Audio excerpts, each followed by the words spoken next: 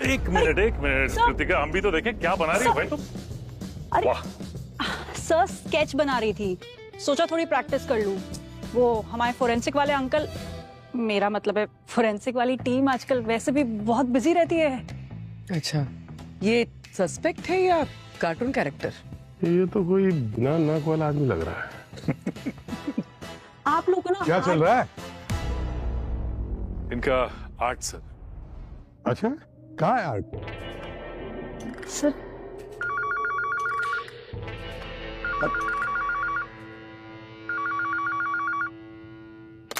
Hello,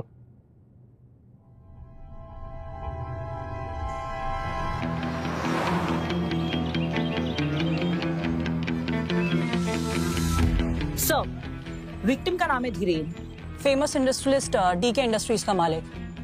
sir, आज सुबह जब ये हॉस्पिटल से डिस्चार्ज हुआ था तो एकदम ठीक था, लेकिन रास्ते में इसकी मौत हो गई। कल रात को अपना 50th बर्थडे सेलिब्रेट करके ये हॉस्पिटल में एडमिट हुए थे।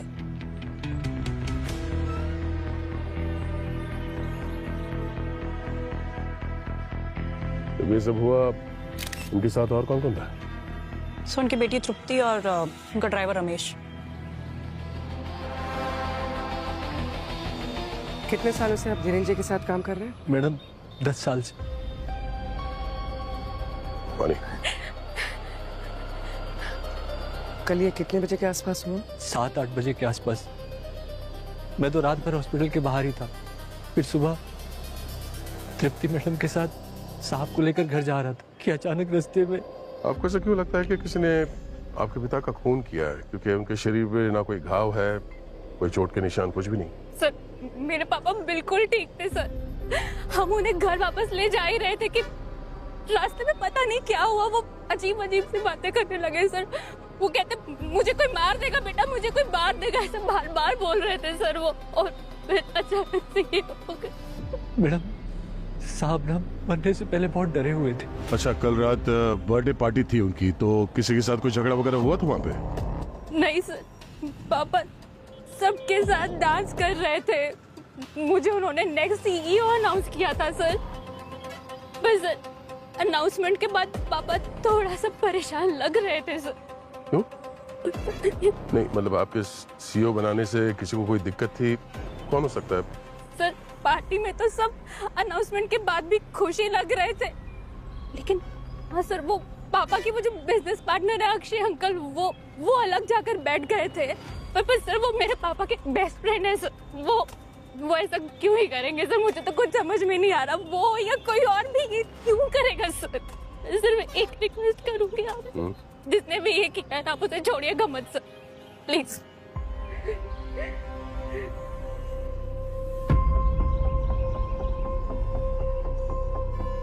सर, मैं ये धीरेन की कॉल डिटेल्स निकलवाती हूँ।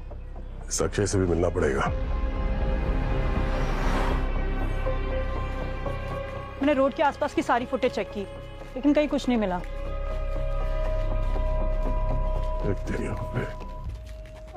Hello sir. Hello ma'am. Sir का रूम ये है। अरे, आप हमसे पूछेंगे नहीं कि हम कौन हैं? सर, आज मैं पूरी तैयारी के साथ आई हूँ। हम सीआईडी से हैं। मैम, आप लोग इतने फेमस हो चुके हो, ऑनेस्टली बिग फैन।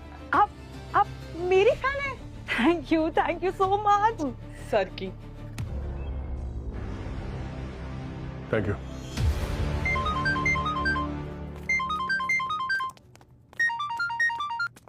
अब ये फोन रिकॉर्ड से पता चला है कि धीरेन को आखिरी कॉल अक्षय का ही आया था। मतलब हमारा शक सही था क्या? ओके। नहीं, तुम टेंशन मत लो, मैं देखता हूँ, मैं कुछ करता हूँ। 1 मिनट, मैं कॉल करता हूँ। Yes sir. कल रात धीरेन को कॉल क्यों किया था तुमने? सर, उसकी तबीयत पूछने के लिए। जब मुझे पता चला कि धीरेन घर में बेहोश हो गया है, तो उसका हालचाल जानने के लिए मैंने कॉल किया था। बड़ी फिक्र हो रही है तुम्हें, जबकि धीरेन ने तो बिजनेस बेटे के नाम कर दिया था। और इस बात को लेकर तुम्हें गुस्सा तो नहीं आया? और हो सकता है गुस्से में आके। नहीं सर, धीरेन मेरे बड़े भाई जैसा था। माना कि बिजनेस उसका था, लेकिन मैंने कंपनी को 20 साल दिए हुए हैं। अचानक से धीरेन ने पार्टी में तृप्ति को सीईओ अनाउंस कर दिया, जबकि दोनों में बिल्कुल नहीं जमती थी। धीरेन की वाइफ की डेथ के बाद तृप्ति यूएस चली गई थी, फिर अचानक से उसे सीईओ बनाना मेरी कुछ समझ में नहीं आया। मैंने तो उनको ऑफिस में बहस करते हुए भी देखा था। और किस बात को लेके बहस हो रही थी आपस में? सर मैं दूर खड़ा था इसलिए सुनाई नहीं दिया, लेकिन कुछ बिजनेस रिलेटेड था। लगता है तृप्ति सीईओ बनने के लिए धीरेन पर प्रेशर डाल रही थी। और आप नहीं चाहते थे कि तृप्ति सीईओ बने, राइट? नहीं सर, ये आप क्या कह रहे हैं? देखिए मेरा यकीन कीजिए, मैं सच कह रहा हूँ। धीरेन मेरा बहुत अच्छा दोस्त था। हाँ, तृप्ति के सीईओ बनने से मैं नाराज जरूर था, लेकिन धीरेन के साथ ऐसा कुछ करने का मैं कभी सोच भी नहीं सकता था। मर्डर की रात आप कहाँ थे? रात में मैं क्लब में ही था, सुबह घर गया। आप चाहें तो वहां के स्टाफ से पता कर सकते हैं। पता तो हम कर ही लेंगे, लेकिन आप शहर छोड़कर कहीं नहीं जाएंगे, समझे? जी सर।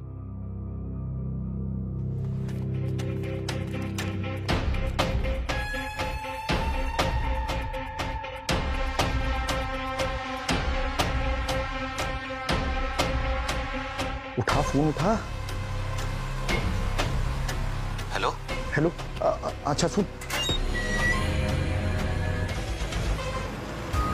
रुकिए रुकिए रुकिए रुकिए रुकिए, अरे रुक जाइए, रुक जाइए रुक जाइए। आप लोग अंदर नहीं जा सकते। क्यों नहीं जा सकते? हा? मुझे मेरे मैम से कंफर्म करना होगा। अरे रुकिए सर, अरे हमने कहा ना आप अंदर नहीं जा तुम अपना सकते। काम करो, हमें हमारा काम करने दो। अरे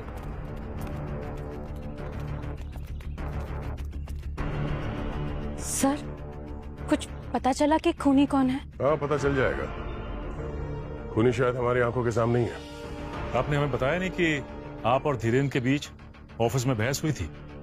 किस बात को लेकर हुई थी बहस? मुंह बंद रखने से काम नहीं चलेगा, बोलना पड़ेगा।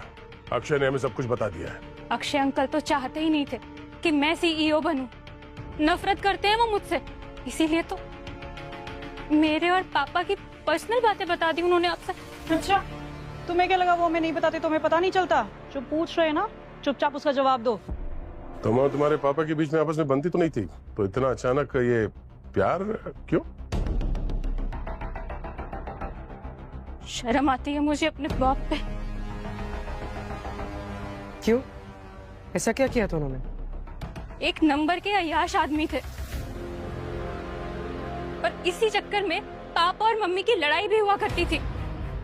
माँ के जाने के बाद मैं पापा की शक्ल तक नहीं देखना चाहती थी। कुछ दिन पहले ही पापा ने फोन किया, मुझसे बहुत बार माफी मांगी। मुझे एहसास हो गया कि शायद वो अकेले पड़ गए हैं, उन्हें मेरी जरूरत है, बस इसीलिए मैंने उन्हें माफ कर दिया सर। लेकिन उनका चक्कर उसके बाद भी चलता रहा और ये बात आपको बर्दाश्त नहीं हुई, आपने खून कर दिया उनका। सर, एक बाप कितना भी बुरा क्यों ना हो, एक बेटी ऐसा कभी नहीं करेगी। मैं चाहती थी कि उनको उनके कर्मों की सजा जरूर मिले, पर मैं ऐसा क्यों करूंगी सर? सर, धीरेन के फोन रिकॉर्ड से एक नई इन्फॉर्मेशन मिली है। उसके मरने से ठीक पहले उसे एक अजीब सा मैसेज आया था। क्या मैसेज था? सिर्फ एक वर्ड, सॉरी। सिर्फ सॉरी? Yes sir. मरने से पहले किसी ने धीरेन को सॉरी भेजा था। इसका मतलब ये हुआ कि या तो मैसेज भेजने वाला धीरेन के मर्डर के बारे में जानता था और उससे माफी मांगना चाह रहा था, या फिर ये भी हो सकता है कि जिसने वो मैसेज भेजा था वही खूनी हो। कुछ पता चला ये मैसेज भेजा किसने था? सर, बर्नर फोन से मैसेज आया, अभी तक ट्रेस नहीं हो पा रहा।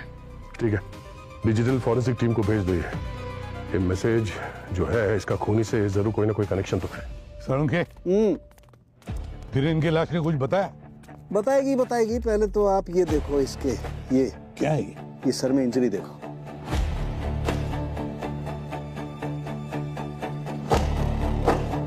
मामूली सी चोट लगती है, शायद गिरने विरने की वजह से लगी होगी। लेकिन इस मामूली चोट ने ही कांड कर दिया। इसकी वजह से इसे ब्रेन हेमरेज हो गया। Brain haemorrhage? और सर, हॉस्पिटल वालों ने इन्हें ऑल ओके बोल के डिस्चार्ज कर दिया था, तो फिर अचानक ये ब्रेन हेमरेज कैसे? हॉस्पिटल वाले भी ठीक कर रहे हैं। कई बार क्या होता है कि ब्लड क्लॉटिंग स्कैनिंग में दिखाई नहीं देती है। मुझे लगता है कोई इंटरनल ब्लीडिंग हुई होगी जिसकी वजह से हेमरेज हुआ है। सड़ुंखे, इंटरनल ब्लीडिंग हुई क्यों? ये अभी पता नहीं लगा है, पता लगाना पड़ेगा। आप बोल रहे हैं ना ये छोटी चोट से भी हो सकता है। तो जब ये घर पे मिले थे ये बेहोश थे सर, जब इनको हॉस्पिटल ले जाया गया, तो शायद बेहोशी इंटरनल ब्लीडिंग की वजह से हुई हो। और क्या पता ये चोट इन्हें खुद लगी है या जानबूझ के पहुंचाई गई है। अगर ये चोट किसी ने पहुंचाई है तो किसने पहुंचाई होगी चोट? सर धीरेन जी के साथ जो कुछ भी हुआ है उस पार्टी में ही हुआ होगा। एग्जैक्टली पता लगाना पड़ेगा पार्टी में कौन कौन मौजूद थे और क्या हुआ था उस पार्टी में।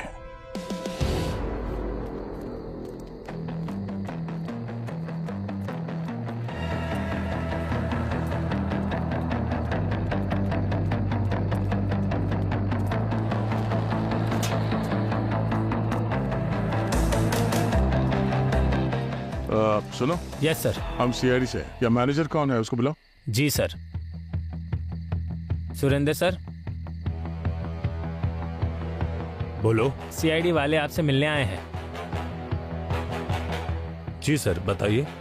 धीरेन की पार्टी में यहाँ पे जितने भी लोग थे तुम्हारे स्टाफ में, सर्विस स्टाफ में, क्लीनिंग वेटर, उन सबको यहाँ पे बुलाओ। ओके सर, बुलाओ सबको। ठीक है सर। Kritika, Yes, sir. ये जो सीसीटीवी कैमरा है इनके फुटेज चेक करो।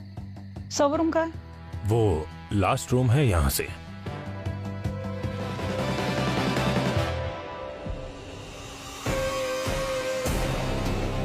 धीरेन के पार्टी से जाने के बाद उसका किसी ने खून कर दिया। यहाँ पे पार्टी में किसी के साथ बहस हुई थी उनकी, या कोई झगड़ा हुआ था, चुपचाप बता दो। अगर छुपाने की कोशिश करोगे तो तुम लोग तकलीफ में आ सकते हो, इतना याद रखना। तुम्हारे पसीने क्यों छूट रहे हैं? बस गर्मी लग रही थी।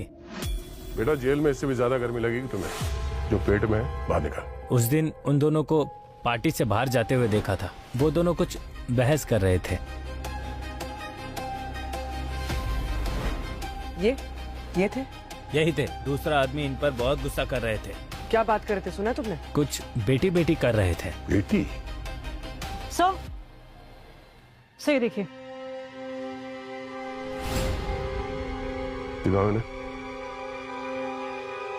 हाँ यही थे। ये दोनों के बीच काफी गर्मा गर्मी हो रही थी और हाथापाई भी हुई थी। बुलाओ इसे ब्यूरो में। तुम्हारी धीरेन के साथ हाथापाई हुई थी या नहीं? हाँ। तो बता क्यों नहीं? मैं डर गया था, आप लोग सीआईडी है, अगर ये बात नहीं छुपाता तो आप सब मुझ पर ही शक करते। शक नहीं, अब पूरा यकीन हो गया है कि धीरेन को तुमने ही मारा है। नहीं सर, मैं ऐसा नहीं कर सकता हूँ। बस मेरी धीरेन के साथ पार्टी में लड़ाई हुई थी। किस बात को लेकर लड़ाई हुई थी तुम्हारी? वो मैं आपको नहीं बता सकता। नहीं बता सकते मतलब? क्यों नहीं बता सकते? क्योंकि वो पर्सनल है। ओ हेलो मिस्टर अक्षय, अभी अगर दया सर पूछेंगे ना तो पिछले जन्मों की बातें भी बोलने लगोगे। जो पूछ रहे चुपचाप बताओ। सर धीरेन मेरे भाई जैसा था, वो मेरा बहुत अच्छा दोस्त भी था, लेकिन वो एक अच्छा पति नहीं था। उसके बहुत सारे अफेयर्स हुए थे और इन्हीं अफेयर्स की वजह से धीरेन और उसकी वाइफ में लड़ाई होती रहती थी। वाइफ की डेथ के बाद तो हाल बहुत बुरा हो गया। मैं हर बार उसे कवर करता था, लेकिन इस बार मैटर कंपनी का था। कंपनी का मैटर? क्या? उसका मेरी असिस्टेंट कनिका के साथ अफेयर था। Hello sir. Hello ma'am. Sir का रूम ये है। तो इस बात को लेकर लड़ाई हुई तुम लोगों की? नहीं सर, एक्चुअली मैंने कंपनी के अकाउंट से कुछ अमाउंट कनिका के अकाउंट में ट्रांसफर किया था ताकि ये बात बाहर ना आए। धीरेन को पता चला तो वो बहुत गुस्सा हो गया था। जब मुझे पता चला कि धीरेन हॉस्पिटल में एडमिट है तो मुझे बहुत बुरा लगा। मैंने उससे माफी मांगने के लिए उसे कार्ड, केक और फ्लावर्स भी भेजे थे। वो सब तो ठीक है, लेकिन कंपनी के फंड्स इधर उधर करना कानूनी जुर्म है, मालूम है ना? सर, इनके सारे बैंक अकाउंट अच्छी तरह से चेक करो, मनी ट्रांसफर वगैरह सब कुछ, सब पता चल जाएगा, समझे? सब पता चल जाएगा। अच्छा, वो सॉरी वाला मैसेज, उसके बारे में कुछ पता चला? सर उसने किसी पुराने मॉडल से वो मैसेज भेजा है, थोड़ा टाइम लग रहा है। जानबूझ के पुराना फोन इस्तेमाल किया ताकि आसानी से ट्रैक ना हो, वरना आजकल तो सब लोग स्मार्टफोन यूज करते हैं, कैमरे वाला। एक काम करते हैं, धीरेन के सारे कॉन्टैक्ट्स की लिस्ट बनाओ, देखो उनमें से किसी के पास इस तरह का फोन है क्या, पता तो चले कि ये सॉरी बोलने वाला है कौन। हाँ सारंगे, क्या खबर है? खबर ये है बॉस कि सोने के दाम गिर रहे हैं, इन्वेस्ट कर लो। बड़े अच्छे मूड में हो। कुछ बड़ा हाथ लगा क्या? बहुत बड़ा हाथ लगा है। तो दिखा ना। बॉस, डॉक्टर एकदम सही कह रहा था। हॉस्पिटल में ये बंदा एकदम हेल्दी था। मगर डॉक्टर साहब, आपने तो कहा था कि धीरेन की मौत ब्रेन हैमरेज से हुई थी। हुई नहीं थी, मौत करवाई गई थी। ब्रेन हेमरेज जैसे कुछ, मैं बताता हूं। इसकी मदद से करवाई गई थी। क्या ये? न्यूरोथ्रोम्बेक्स वर्जन 5। परसों की कड़ी मेहनत और मेडिकल रिसर्च से इसे बनाया गया है। सिर्फ 2 बूंद काफी है इसकी किसी भी इंसान की जिंदगी लेने के लिए। ऐसा क्या करता है केमिकल? सचिन, ये पूछो क्या नहीं करता है, मैं बताता हूं। यहाँ आइए, ये देखो, ये किसी भी इंसान की ब्लड वेसल्स को कमजोर कर देता है और उससे ब्लड क्लॉटिंग शुरू हो जाती है, ठीक वैसे ही जैसे किसी के ब्रेन हेमरेज के वक्त होती है। तो किसी ने जानबूझ के धीरेन को ये ड्रग दिया था? बिल्कुल। ये देखो, ये जो न्यूरोटॉक्सिक कंपाउंड है, इसकी वजह से इसकी ब्लड क्लॉटिंग की एबिलिटी खत्म हो गई थी। ये देखो कैसे अजीब से पैचेस दिखाई दे रहे हैं। बस मुझे भी शुरू में यही लगा था कि शायद इसे ब्रेन हेमरेज ही हुआ है। सर, ये ड्रग इतनी आसानी से किसी को भी दिया जा सकता है? सचिन, यही तो खासियत है इसकी। इसकी ना अपनी कोई स्मेल होती है, न इसका कोई कलर होता है, न कोई टेस्ट होता है। आसानी से किसी भी चीज में डिसॉल्व हो जाता है और कोई कलर भी नहीं छोड़ता। बिल्कुल नहीं। ये देखो,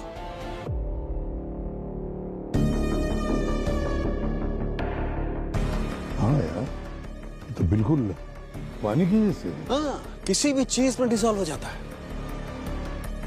मतलब खूनी को मेडिसिन की अच्छी खासी नॉलेज होगी। इस ड्रग्स के बारे में वो पहले से जानता है।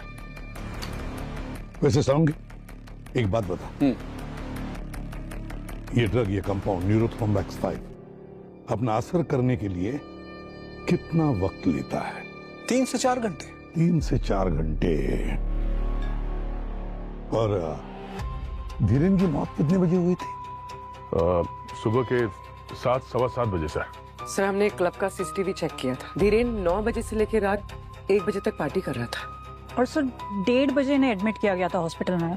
धीरेन 9 बजे से 1 बजे तक पार्टी कर रहा था, फिर 1:30 बजे उसे हॉस्पिटल में एडमिट किया और फिर 7 बजे, सवा 7 बजे उसकी मौत हो गई। मतलब बीच के 3-4 घंटों में ही इस ड्रग ने अपना काम किया था। मतलब रात को 2 या 3 बजे से ड्रग दिया गया होगा। अक्षय कहाँ था उस वक्त? सर, क्लब के सीसीटीवी के हिसाब से अक्षय क्लब में ही था। सर, लेकिन अक्षय तो पूरी रात अकेला था, अकेला पार्टी कर रहा था। सर, फिर कौन हो सकता है जिसने जहर दिया? वही पूर्वी, वही जो धीरेन के कमरे में गया था। पता लगाओ कौन गया था धीरेन के कमरे में, और फिर जो भी गया था उसके हाथ ये न्यूरोथ्रोम्बिक्स वर्जन 5 ड्रग लगा कैसे? सर, धीरेन के फैमिली और फ्रेंड्स में जितने लोगों ने बर्नर फोन्स खरीदे हैं, उनकी लिस्ट निकाली हमने। एक आदमी है जिसने 15 बर्नर फोन्स खरीदे हैं। कौन है वो? सर, धीरेन खुद।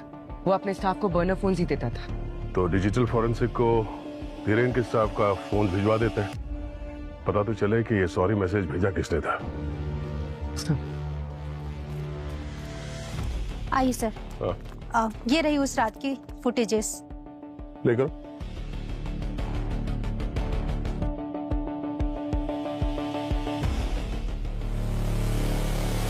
एक मिनट, ये पॉज करें। ये तो कोई औरत है। जरा और जूम हो सकता है इसमें? यस। कनिका,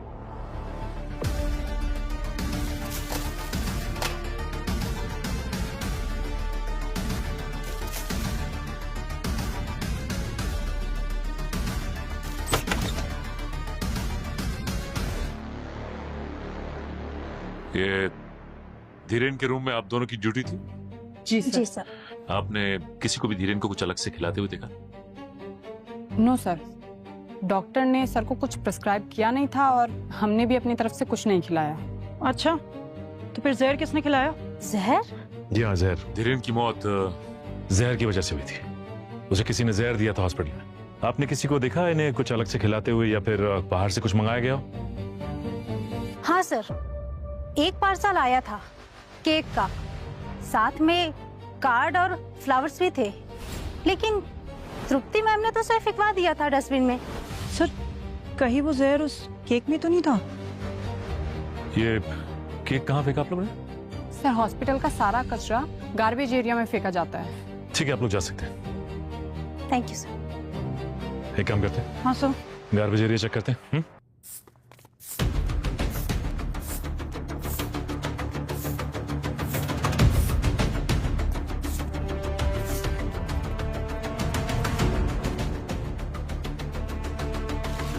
जी सर, कितनी बदबू आ रही है। जब कचरा है तो बदबू तो आएगी। हाँ सर लेकिन मेरे पास इसका एक सोल्यूशन है। क्या कर रही है? सर मैं परफ्यूम लेकर आई हूँ घर से। मुझे पता था आज कचरे में जाना होगा, और वैसे भी इस पूरी दुनिया में ना हम सीआईडी वालों के बारे में कोई नहीं सोचता। Interesting.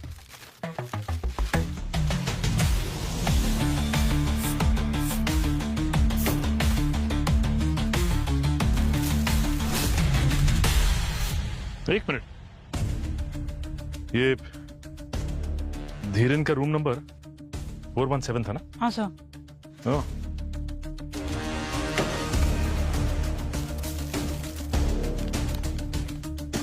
Birthday cake?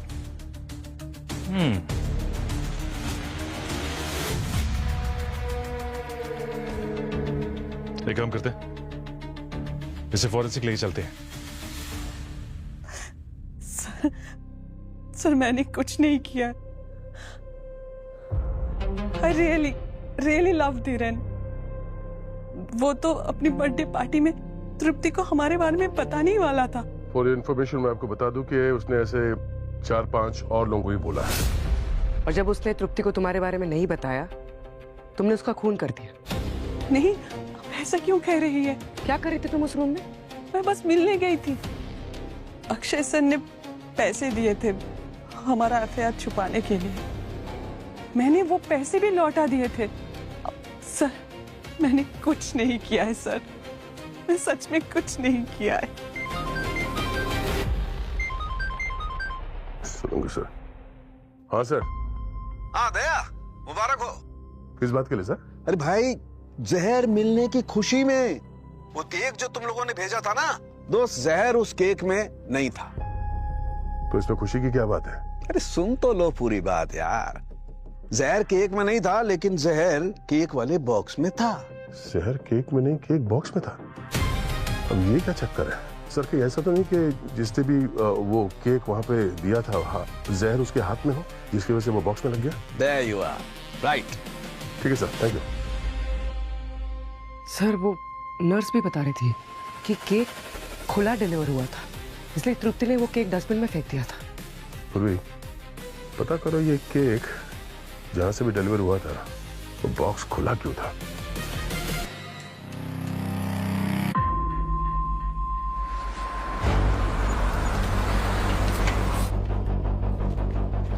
Sir bakery से कंफर्म किया कि उनकी तरफ से तो केक पैक था। उन्होंने किचन की भी फुटेज भेजी।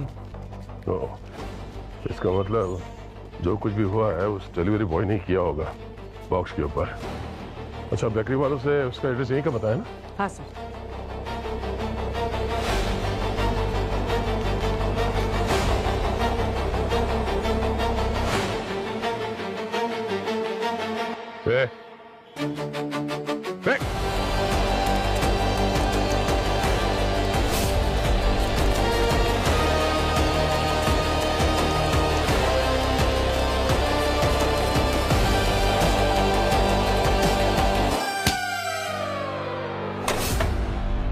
तुझे क्या लगा केक बॉक्स पे जहर लगा के तू निकल जाएगा? सर मैंने तो बस केक डिलीवर किया था। अच्छा, उस केक में जहर था जो तूने मिलाया था? जहर? सर मैंने जहर नहीं मिलाया सर। तो फिर भागा क्यों? सर वो मैंने केक में से एक पीस खा लिया था सर। दिन रात डिलीवरी करते करते भूख लग गई थी। मैं डर गया था सर कि अगर पकड़ा गया तो मेरी नौकरी चली जाती, इसलिए मैं भागा सर। सर धीरेन को किसी ने 2 से 3 बजे के बीच में जहर दिया था, ठीक उसी दिन जिस दिन उसने अपना सारा बिजनेस अपनी बेटी के नाम पे कर दिया था। और सर इस बात से सबसे बड़ी दिक्कत तो उसके बिजनेस पार्टनर अक्षय को होनी चाहिए।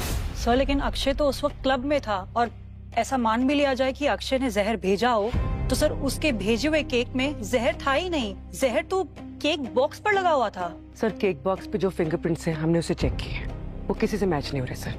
हमारे पास अक्षय की असिस्टेंट कनिका, उसके भी फिंगरप्रिंट्स हैं। सर उस केक बॉक्स के अलावा हमारे पास और भी एविडेंस है जिससे अभी तक फिंगरप्रिंट्स लिए नहीं है सर। वो बॉटल सिरिंज इतनी बुरी तरह से टैम्पर्ड है तो स्कैन करना थोड़ा मुश्किल हो रहा है। हो सकता है उससे कुछ मिल जाए।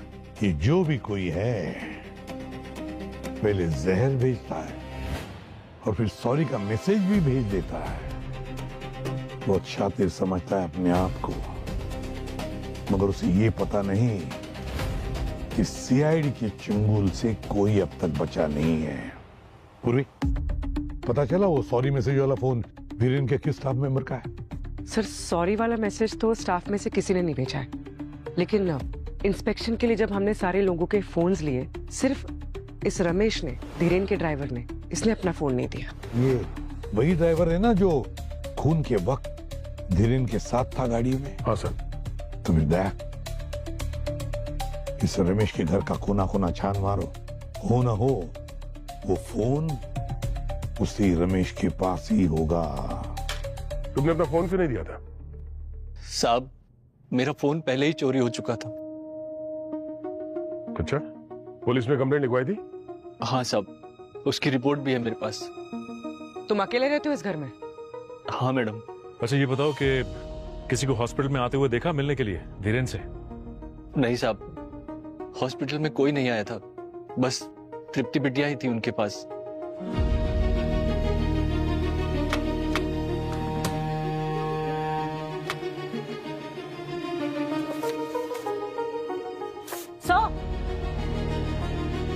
कृतिका,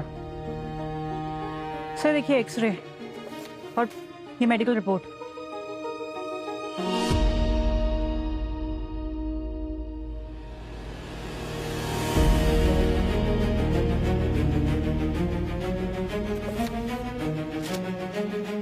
क्या ये? हाँ, इतने सारे महंगे कपड़े, ये धीरेन की वाइफ के मेडिकल रिपोर्ट तुम्हारे घर में क्या कर रहे हैं? ये कपड़े कहीं धीरेन की वाइफ की तो नहीं? तुम्हारे पास कहां से आए? हैं? साहब मैंने कुछ नहीं किया साहब, आप मेरा यकीन मानिए, मैं धीरेन साहब के यहाँ बहुत सालों से काम करता हूँ साहब। हमारे साहब की और मैडम की बिल्कुल नहीं बनती थी। हमारे साहब के बाहर बहुत सारी लड़कियों से बहुत सारे चक्कर चलते रहते थे। मैडम के जाने के बाद मैं उनका कुछ सामान यहाँ लेकर आया था, क्योंकि मुझे पूरा शक था कि मैडम की मौत में धीरेन साहब का हाथ है। अगर तुम्हें शक था कि धीरेन ने अपनी वाइफ को मारा है तो तुमने पुलिस को क्यों नहीं बताया? साहब हिम्मत नहीं जुटा पाया। मैंने सोचा था इस बार जब तृप्ति बिटिया आएंगी तो ये सब सामान उन्हें दे दूंगा, पर उससे पहले ही साहब ये देखो। और भाई साहब ये भी देखो। ये भी मतलब ये तो दोनों एक ही है ना? नहीं है, दोनों सेम नहीं है, दिखते सेम है, लेकिन ये स्कैन दो अलग अलग लोगों के हैं। ये वाला जो है ये धीरेन का है, ये वाला धीरेन का नहीं है, धीरेन की पत्नी का। क्या बात कर रहे सर उनकी? मतलब सर जिस ड्रग से धीरेन की वाइफ का खून हुआ है उसी ड्रग से ये धीरेन भी मरा है? एग्जैक्टली। और देखो दोनों का ब्लड क्लॉटिंग का पैटर्न सेम है, लेकिन ये धीरेन की पत्नी वाला जो स्कैन है इसमें एक खास बात है। बस धीरेन की पत्नी को किसी ने ये ड्रग आईवी ट्रिप के जरिए दिया है। IV drip? हाँ, मैंने बताया ना तुम, इस ड्रग का कोई अपना कलर नहीं होता है, पानी जैसा होता है। तो बस आसान सी बात है, किसी ने आईवी ड्रिप में इंजेक्ट कर दिया और खेल खत्म। मतलब 4 साल के बीच में 2 खून हुए और दोनों खून का तरीका एक ही है। मतलब जिसने धीरेन को मारा उसी ने धीरेन की वाइफ का खून किया? सर जब हम लोग रमेश के घर पे गए थे घर की तलाशी लेने के लिए, तभी उसने हमें ये बताया था कि उसे शक था कि धीरेन ने ही अपनी वाइफ का खून किया है। और फिर अगर उसकी वाइफ की मौत ऐसे ही हुई है ब्रेन हैमरेज से, तो इसका मतलब तो यही हुआ ना सर कि धीरेन ने ही वो पॉइजन दिया उसे। और ये बात किसी को पता नहीं चली, किसी ने शक नहीं किया कि ये मर्डर हो सकता है, और इसीलिए बात पुलिस तक नहीं पहुंची।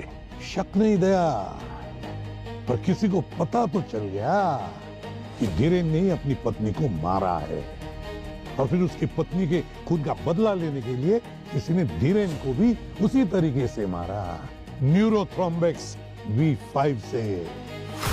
तो कुछ समझ में आया अभिजीत? न्यूरोथ्रोम्बैक्स V5 ड्रग तो वही इस्तेमाल कर सकता है जिसे यह ड्रग आसानी से मिल सकता है। मतलब खूनी हमारी आंखों के सामने था और हम उसे देख नहीं पा रहे थे। कोई ऐसा जो धीरेन की वाइफ के बहुत करीब थी। सर कहीं आप सब तृप्ति के बारे में बात तो नहीं कर रहे? एग्जैक्टली। तृप्ति ने अपनी मां के खून का बदला बाप के खून से लिया।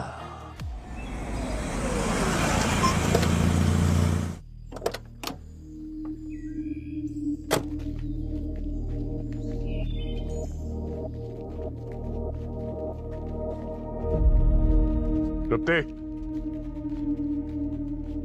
तृप्ति, कहाँ हो तुम? तृप्ति,